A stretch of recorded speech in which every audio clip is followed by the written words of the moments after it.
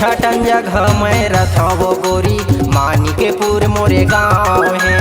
छठन जगह मैं रथावो गोरी मानिकपुर मोरे गाँव है। लिख ले पता बतावा थो तोला लल्लू मोरे नाम है। लिख ले पता बतावा थो तोला लल्लू मोरे नाम है। छठन जगह मैं रथावो गोरी मानिकपुर मोरे गाँव है। छठन जगह मैं रथावो गोरी मानिकपुर मोरे गाँव है।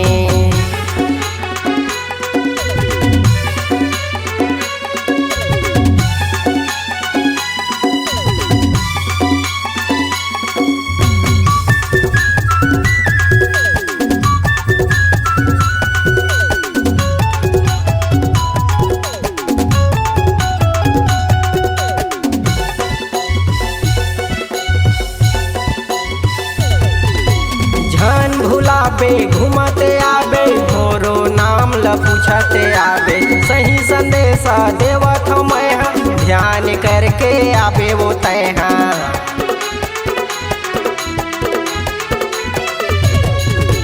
झन भुलाबे घूमते आबे मोरो नाम ल पूछते आबे। सही संदेशा देवत मैं ध्यान करके आबे वो तैहा। दिलवा परम मोरे घर हवै, दिलवा परम मोरे घर हवै। दशरथ बैगल पूछ लेबे। छठन जगह मैं रथावो गोरी मानिकपुर मोरे गाँव है। छठन जगह मैं रथावो गोरी मानिकपुर मोरे गाँव है।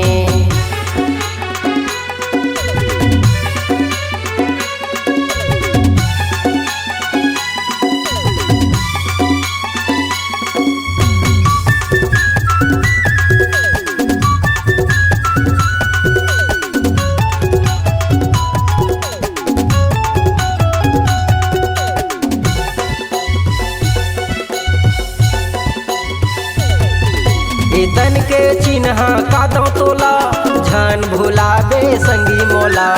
आना जाना छठन बाजार भेंट करके कर ले करार।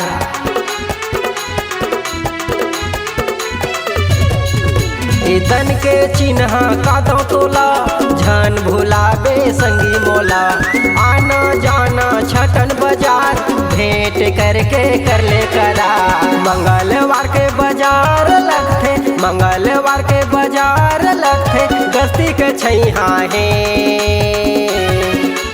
छठन जगह मैं रथावो गोरी मानिकपुर मोरे गाँव है। छठन जगह मैं रथावो गोरी मानिकपुर मोरे गाँव है। छठन जगह मैं रथावो गोरी मानिकपुर मोरे गाँव है।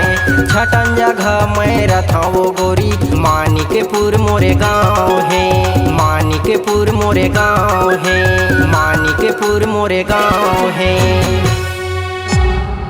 C-Log Digital Recording Studio, Cordoba. Contact number 9907119215.